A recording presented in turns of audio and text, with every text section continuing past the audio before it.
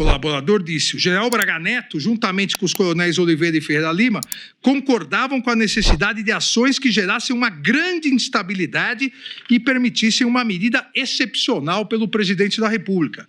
Uma medida excepcional que impedisse a posse do então presidente eleito Luiz Inácio Lula da Silva. Palavras do colaborador. Em determinado momento dessa reunião, o general Braga Neto solicitou que o colaborador se retirasse, pois os três iriam começar a discutir planos operacionais para ações que pudessem gerar o caos e a instabilidade política.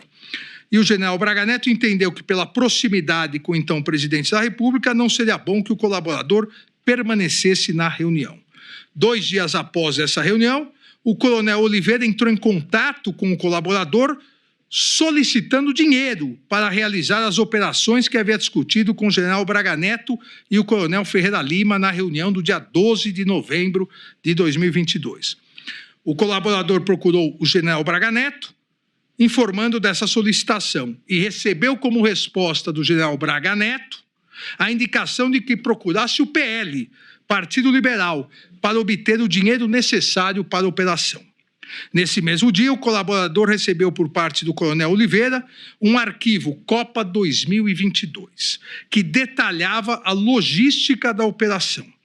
O colaborador afirma que não se recorda da senha desse arquivo, que abriu somente uma vez, razão pela qual deixou de fornecê-la à Polícia Federal. Porém, o colaborador se recorda que imprimiu o documento para entregar a um dirigente do PL, provavelmente tesoureiro ou ordenador de despesa.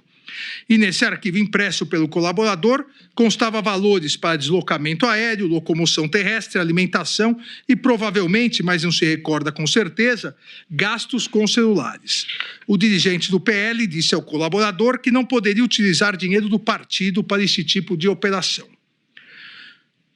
Na sequência do seu depoimento, para suprir as omissões apontadas pela Polícia Federal e manter a vigência da colaboração premiada, disse o colaborador, para suprir exatamente a omissão. O colaborador retifica o seu depoimento anterior à Polícia Federal, onde afirmou que a reunião do dia 12 de novembro de 2020, na casa do general Braga Neto, tinha sido somente para que o coronel Oliveira tirasse uma foto com o referido general, e que a mensagem do dia 8 de novembro, onde o colaborador pediu para o coronel de Oliveira fazer um esboço, refere-se à questão que ambos os generais lhe apresentaram pessoalmente, sobre a indignação com a situação do país e a necessidade de ações concretas. Alguns dias após, o coronel de Oliveira esteve em reunião com o colaborador e o general Braga Neto, no Palácio do Planalto ou da Alvorada, onde o general Braga Neto entregou o dinheiro que havia sido solicitado para a realização da operação. O dinheiro foi entregue numa sacola de vinho. O general Braga Neto afirmou à época que o dinheiro havia sido obtido junto ao pessoal do agronegócio. O que houve, então, foi, por parte do colaborador, foi a retificação para suprir uma omissão. Eu insisto novamente, até sob pena de ser cansativo, que essa retificação também é um meio de obtenção de prova. É que, a partir das demais provas colhidas, deve formar um juízo de probabilidade nesse momento e um juízo imune de qualquer dúvida razoável se a denúncia for recebida. A íntegra dos vídeos, imediatamente no momento da denúncia, eu tornei público. Na verdade, a íntegra dos vídeos eu tornei público no próprio dia para evitar, nós sabemos que as milícias digitais continuam atuando, inclusive durante esse julgamento, tentando pegar trechos para montar, porque a especialidade dessas milícias digitais, a especialidade na distribuição, na produção e distribuição de fake news para tentativa de intimidar o Poder Judiciário. Não perceberam que, se até agora não intimidaram o Poder Judiciário, não vão intimidar o Poder Judiciário, seja com polícia, seja com milícias digitais nacionais ou estrangeiras, porque o Brasil é um país soberano e independente, para evitar exatamente essas milícias digitais, liberei a íntegra dos vídeos, que está pública, as defesas têm total acesso, e demonstra a inexistência de qualquer coação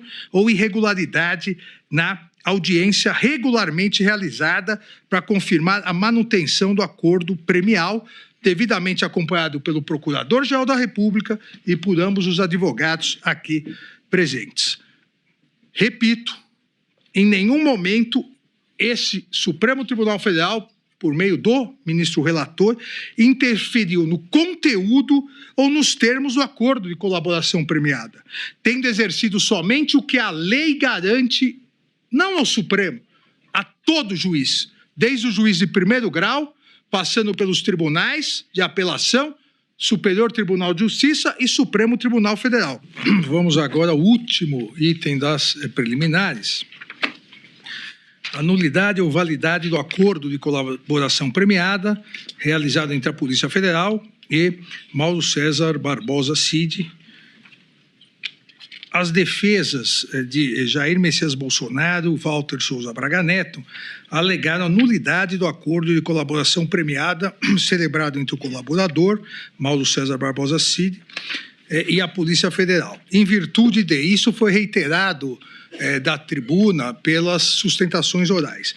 A ausência de voluntariedade do colaborador,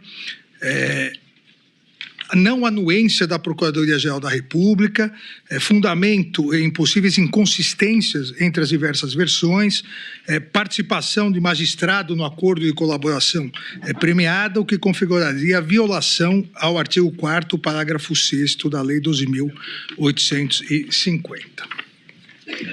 Presidente, aqui também já adianto que vou afastar essa nulidade.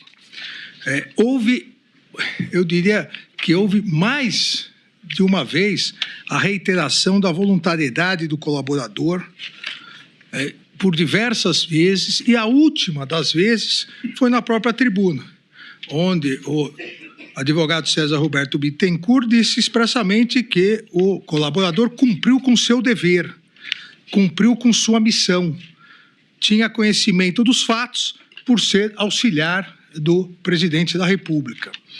Mas, mais do que isso, na sua defesa técnica, o doutor César Bittencourt disse em relação à voluntariedade do colaborador, item 12 da defesa técnica. Pois então, cumpre a defesa técnica nessas questões publicamente divulgadas tecer breves considerações, especialmente quanto a uma possível coação pela Polícia Federal ou pelo eminente relator, que é sistematicamente levantada na mídia nacional.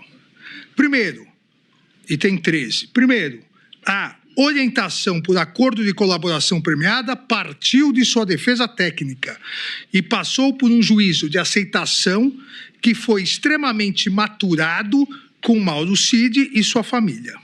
Item 14 da defesa técnica do colaborador. Segundo, quanto ao fato de Mauro Cid estar preso ao tempo da celebração do acordo, trata-se apenas uma circunstância processual de uma investigação com tamanha envergadura e que, evidentemente, ao ajustar um acordo, impunha a colocação de uma cláusula que lhe restituísse imediatamente a liberdade, assim que fossem minimamente comprovadas as informações prestadas na colaboração, como de fato foram.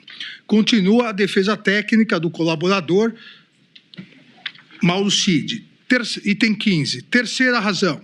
Em nenhum momento, aqui é muito importante, depois eu voltarei a isso, em nenhum momento Mauro Cid ficou sem a presença de seus procuradores, seja junto da Polícia Federal ou mesmo nessa corte. Todos os atos de colaboração contaram desde o início com a presença e aval de seus defensores. Jamais a defesa constituída admitiria qualquer espécie de coação ou induzimento na prestação de informações por Mauro Cid. A defesa jamais admitiria ou se submeteria a qualquer ato de coação ou na negociação do acordo que comprometesse o seu mais amplo direito de defesa.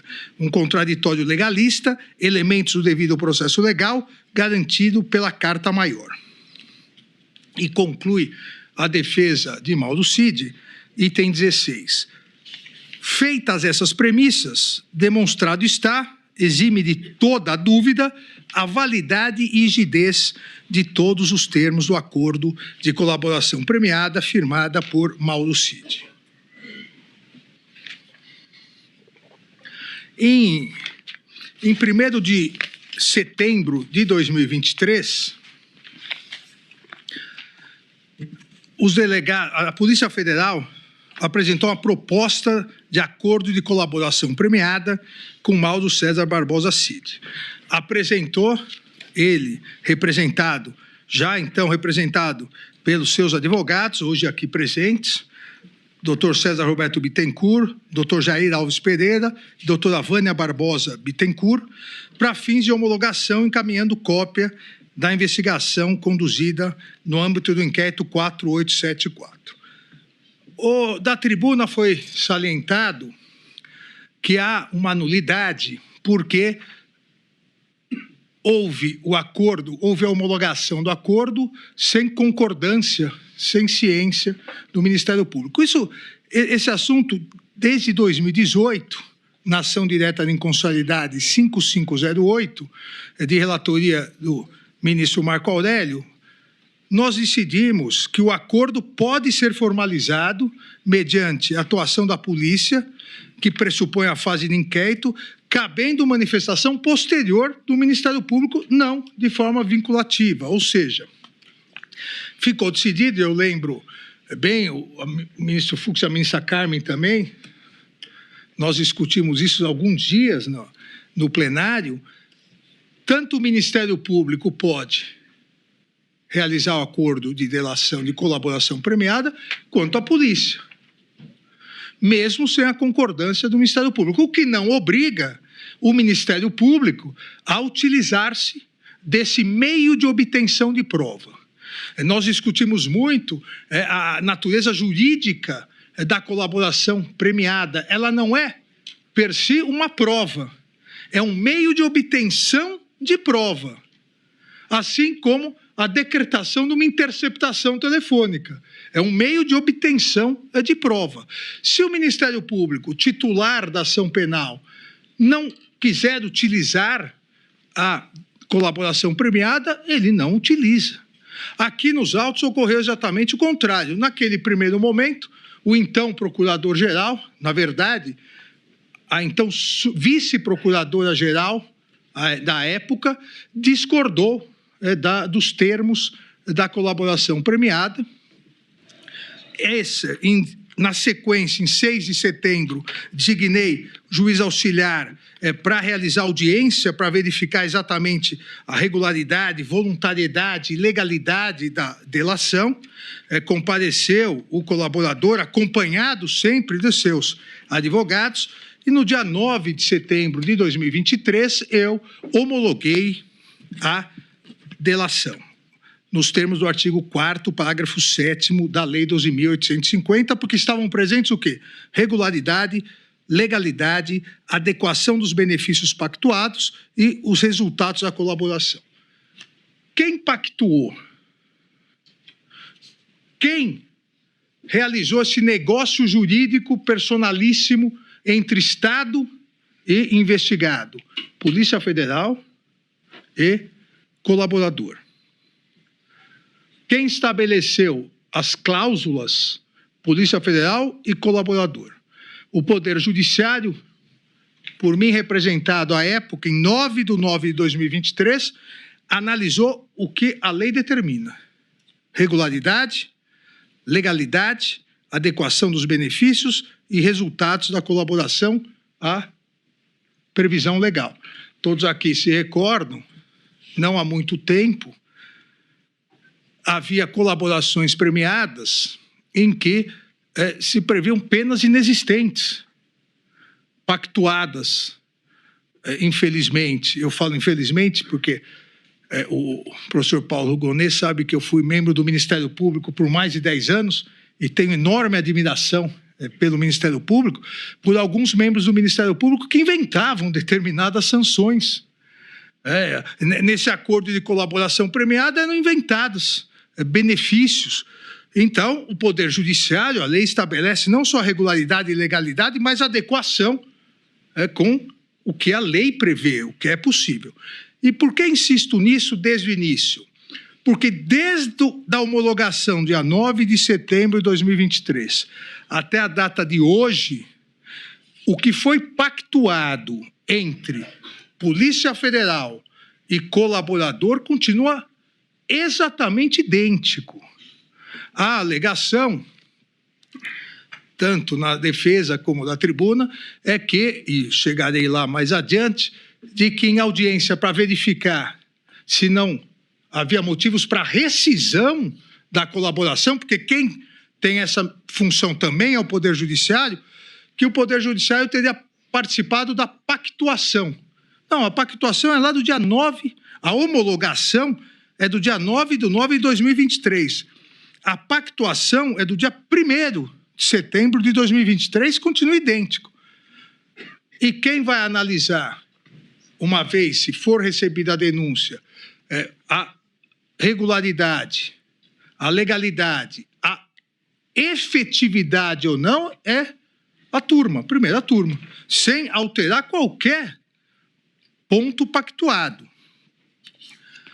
O colaborador, inicialmente, participou de 8 depoimentos, devidamente acompanhado de seus advogados regularmente constituídos. Eu cito no voto as datas dos depoimentos e os advogados que participaram, sempre acompanhados nesses primeiros 8 depoimentos, por 3 dos seus advogados, Dr. César Bittencourt, doutora Vânia Bittencourt. Na verdade, nos 6 primeiros, Dr. César Bittencourt, Dr. Jair Alves Pereira e a doutora Vânia Bittencourt. Nos 2 seguintes, nos 2 últimos, Dr. César Bittencourt e doutora Vânia Bittencourt. Jamais, seja na Polícia Federal, seja nas audiências realizadas que a lei determina pelo Poder Judiciário, ele esteve sem a presença dos seus advogados. No mínimo 2 advogados sempre, Dr. César Bittencourt e doutora Vânia Bittencourt. Em 22/3 de 2024, em razão dos fatos noticiados pela revista Veja, online, na matéria sobre o seguinte título: em áudios exclusivos, Mauro Cid ataca Alexandre de Moraes e a PF. Enquanto suas informações ajudam a desnudar a tentativa de golpe militar e comprometem Bolsonaro, o tenente-coronel detona o ministro e a instituição. Fecha aspas.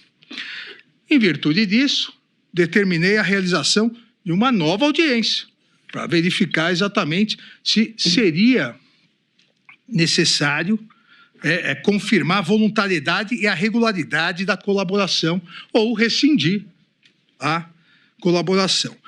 Nessa audiência, que foi realizada em 22/3, o colaborador Mauro César Barbosa Cid, novamente, estava acompanhado de seus 2 advogados, doutor César e doutora Vânia, e disse que não foi pressionado, confirmou, não foi pressionado e respondeu a todas as perguntas. Desejo manter o acordo de colaboração premiada, desejo manter nos exatos termos que foi celebrado. Foi-lhe perguntado em relação à revista, se reconhecia o áudio, o senhor proferiu as mensagens, quem foi, disse que, eu transcrevo aqui, está recluso praticamente em casa, não tem vida social e não trabalha. Não lembra para quem falou essas frases de desabafo no momento ruim. Não conseguiu ainda identificar quem foi essa pessoa, não acredita que alguém do núcleo próximo tenha contato com a imprensa, possivelmente a conversa teria ocorrido por telefone, provavelmente celular. Daí fala do círculo de amigos, está sofrendo exposição midiática muito grande que prejudica as relações, está prestes a ser promovido, esse mês de março, por causa da promoção, está mais sensível, tudo que falou foi um desabafo, não sabe se os áudios estão em ordem correta, que perdeu tudo o que tinha, foi apenas um desabafo, e reiterou a voluntariedade e a legalidade. A defesa aponta que essas indas e vindas seriam prova da falsidade da delação. Volto a insistir aqui, a delação ou colaboração premiada é um meio de obtenção de prova. Nem a denúncia, muito menos uma eventual decisão de mérito final, pode se basear na colaboração premiada. Nem a denúncia, a legislação foi alterada graças a essa corte. O Supremo Tribunal Federal começou a entender que não bastaria, e a legislação admitia à época, que não bastaria só a colaboração premiada, nem para o recebimento da denúncia. Houve alteração da legislação. Quem deve analisar os termos da colaboração é a corte, neste momento de recebimento da denúncia e, posteriormente, se houver recebimento da denúncia, no momento sequencial do julgamento do mérito. Importante salientar que, na mesma data onde houve audiência, 22/3/2024, em que tornei pública a ata da audiência realizada na oitiva do colaborador, inclusive para afastar qualquer dúvida sobre a legalidade, espontaneidade e voluntariedade da colaboração de Mauro César Barbosa Cid, a defesa técnica fez questão de também juntar uma petição, além da audiência em que participou a defesa técnica, além da audiência que confirmou novamente a voluntariedade, legalidade, espontaneidade, a defesa técnica juntou uma petição dizendo: a audiência de justificação realizada pelo gabinete de Vossa Excelência foi extremamente esclarecedora pelo requerente. Confirma e reafirma a vontade continua sendo a mesma, de forma espontânea e voluntária, ciente de que seria feita a colaboração. Afirma não ter havido pressão do judiciário ou da polícia. Conversou previamente com os advogados sobre a colaboração. A decisão foi própria de livre e espontânea vontade. Ressaltou ainda: o requerente jamais se furtou de atender intimações da corte ou mesmo da autoridade policial quando demandado. E, repita-se, em nenhum momento colocou em xeque os termos de sua colaboração premiada, já que o único prejudicado seria ele próprio, fecha aspas. Na sequência das investigações, em 19/11/2024, agora recentemente,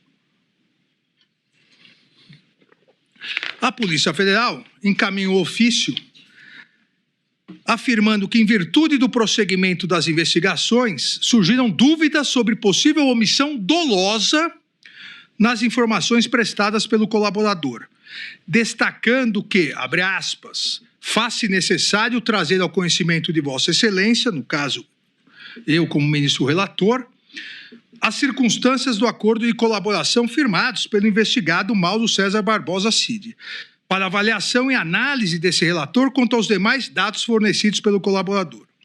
Bem como informou a Polícia Federal, o cotejo dos elementos probatórios identificados revela que o colaborador omitiu informações relevantes para o esclarecimento dos fatos investigados, em tentativa de minimizar a gravidade dos fatos. O que a Polícia Federal informou, e esses trechos são trechos do ofício, é que haveria uma omissão dolosa a fim de minimizar a gravidade dos fatos e a fim de proteger determinados investigados, à época ainda investigados.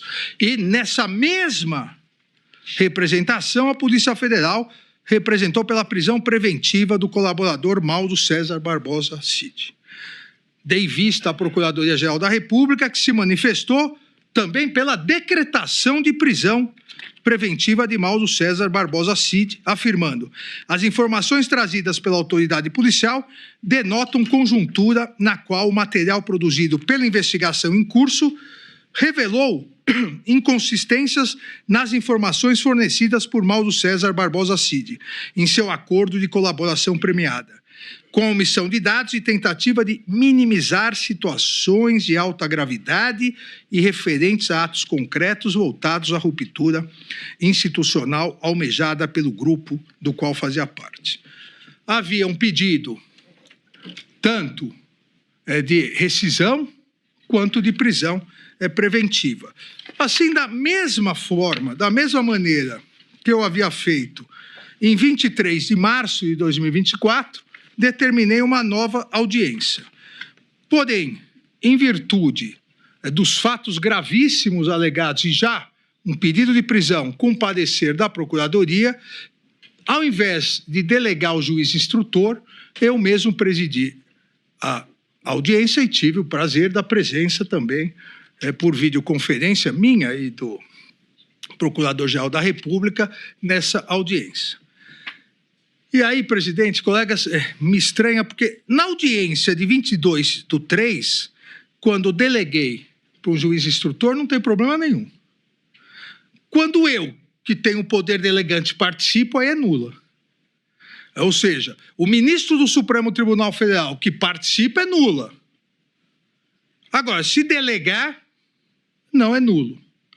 É 2 pesos, é 2 medidas. Obviamente, não há nulidade nem na delegação, nem na participação, porque quem delega pode presidir. E por que a importância dessa presidência nesse momento?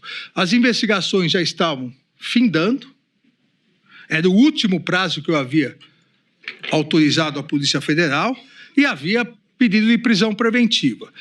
Se eu decreto a prisão preventiva e depois preso, o delator diz que não foi nada disso e repete, só voltou atrás porque estava preso. Então a necessidade, a chance legal prevista pela lei, parágrafo 17 do artigo 4º, o acordo homologado poderá ser rescindido em caso de omissão dolosa sobre os fatos objeto da colaboração.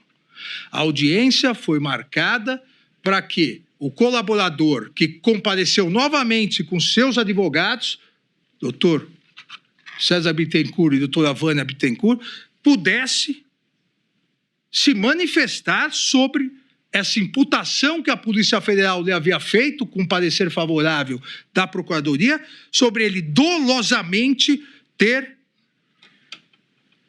mentido, omitido fatos objeto da colaboração. Antes, portanto, da análise desse pedido, da prisão e da rescisão, a audiência foi realizada 21/11/2024.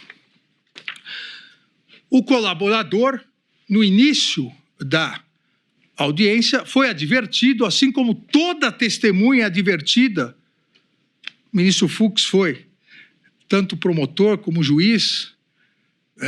O ministro Zanin fez várias audiências criminais, o ministro Flávio foi juiz criminal, a ministra Carmen foi procuradora. Quando o juiz adverte a testemunha a falar a verdade sob pena de falso testemunho, nunca isso foi considerado coação, uma vez que tem que falar a verdade mesmo, senão é falso testemunho. A lei é a lei. E foi exatamente, o colaborador foi advertido por esse ministro relator sobre a existência de pedido de prisão e que, se as omissões e contradições não fossem sanadas, nos termos da legislação vigente, poderia acarretar não só a prisão, como a rescisão do contrato de colaboração premiada, com efeitos não só para o colaborador, mas também em relação a quem? Em quem o colaborador assinou. O colaborador e a Polícia Federal assinaram um acordo para extensão dos benefícios, e cito no voto, é a parte 4, dos benefícios pleiteados pelo colaborador. Perdão judicial ou pena privativa de liberdade não superior a 2 anos, restituição de bens e valores pertencentes ao colaborador apreendidos, extensão dos benefícios para pai, esposa e filha maior do colaborador no que for compatível. Olha, a hora que se adverte que pode ser rescindido o acordo de colaboração, o acordo seria rescindido geral, inclusive para, nos termos como estava escrito, tanto que foi feita a leitura da parte 4 do item 3, pai, esposa e filha maior do colaborador. Colaborador, na presença de seus advogados, reiterou a voluntariedade e a regularidade da colaboração premiada. Abre aspas. Agradeço a oportunidade que o senhor está nos dando de poder esclarecer, poder contar realmente como colaborador e continuar colaborando com o que eu posso. O colaborador igualmente sanou as omissões.